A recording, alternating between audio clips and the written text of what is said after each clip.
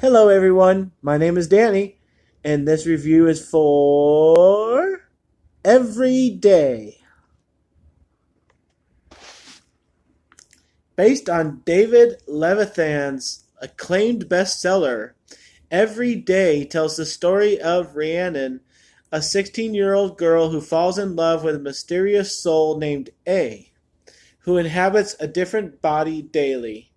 Each day, Rhiannon and A struggle to find each other, but the reality of their situation soon takes its toll, forcing the two to face the hardest decision of their lives.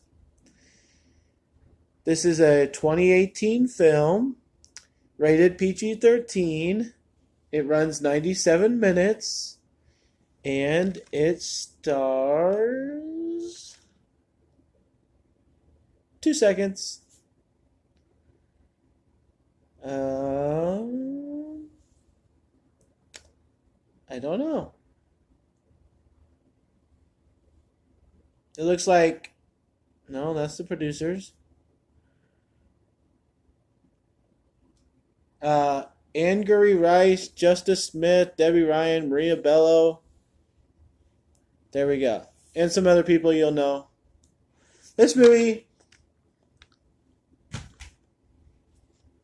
it has some people that you know, some people you don't, and then it kind of mixes it all together. So, yeah, my situation with this movie is that I don't go see these sappy little high school romances in theaters. So I don't want to waste the money. I don't want to waste the time. I can wait 3 months and see it on DVD. I'm good. So I waited to see this, and it is now August of 2018.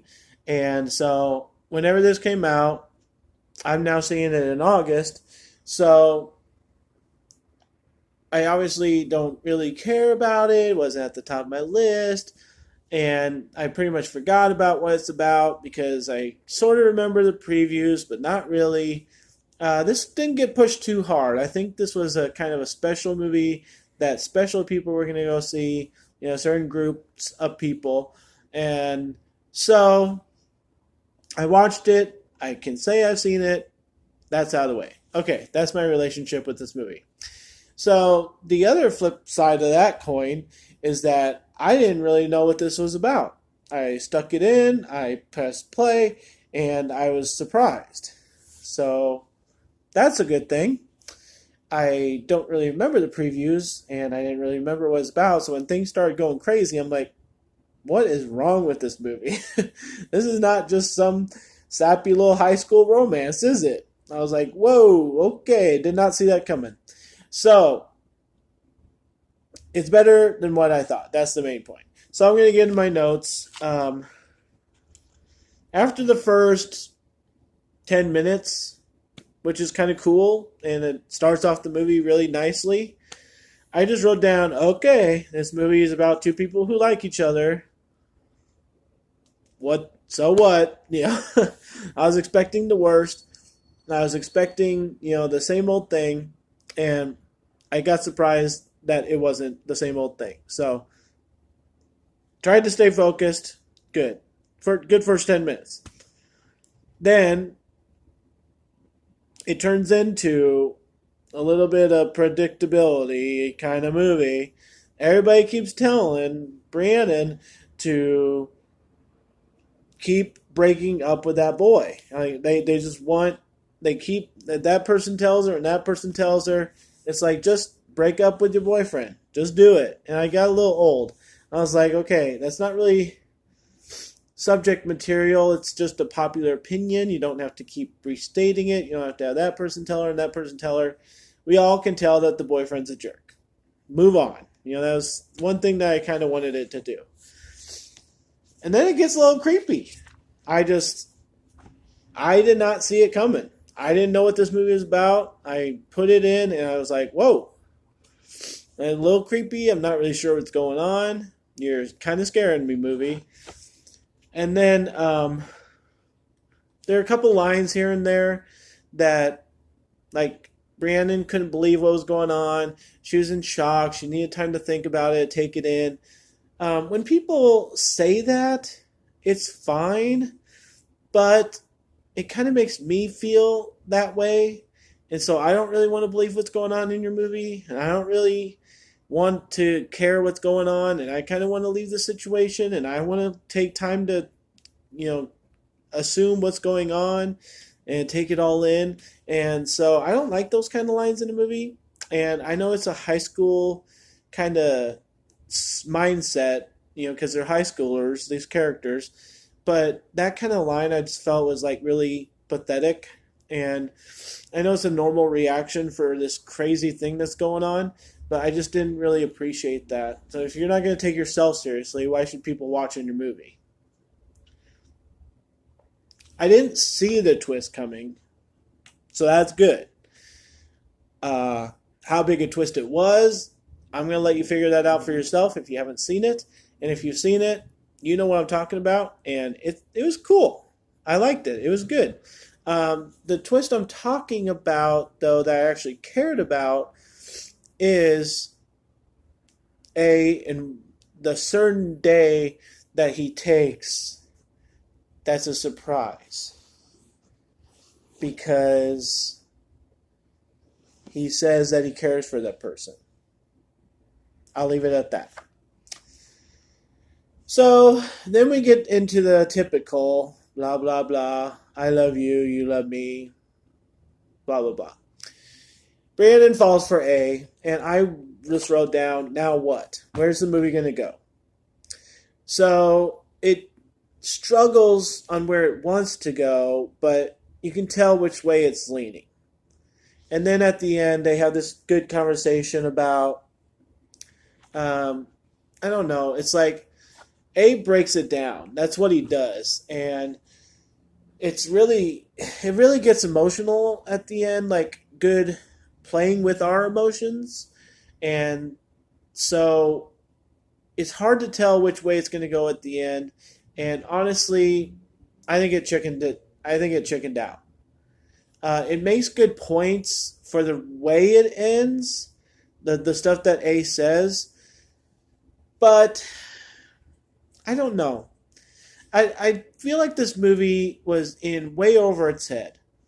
And I'm sure it's a great book that this movie is based off of. It's a really, really good story. The characters are all into it. They're all, I mean, can you imagine as an actor having to talk in the third person all the time? It's just, I can't imagine how that would have worked. So, I think it was good. I just think it was way over its head. This kind of movie, I have to compare it to something because I know that I've felt it before. So 50 First Dates came up. And I know a lot of you don't care about Adam Sandler and blah, blah, blah. Let's get past that, okay?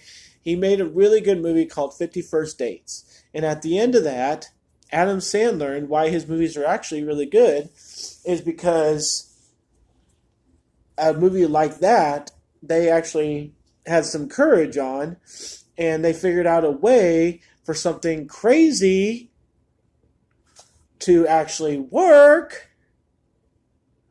And this movie couldn't figure that out. It had to go, oh, you know, these two people are good for each other, and this crazy situation just could never work. Time Traveler's Wife. I just thought of that off the top of my head. I didn't even write it down. I mean, look how crazy that goes.